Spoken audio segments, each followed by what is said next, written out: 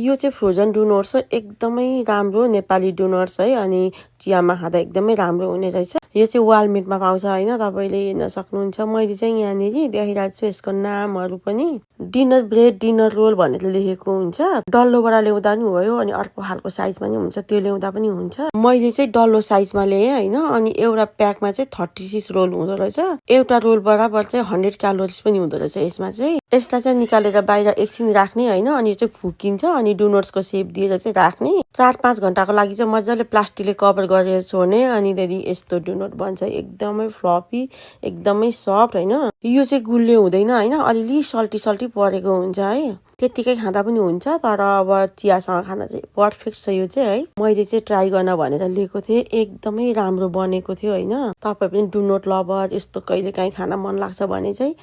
go and buy from the Walmart हैन guys price चाहिँ भन्न झन्डै बिर्सेछु हैन एउटा ब्यागको चाहिँ ओन्ली $4.84 मात्रै छ हैन एकदमै रिजनेबल छ है गाइस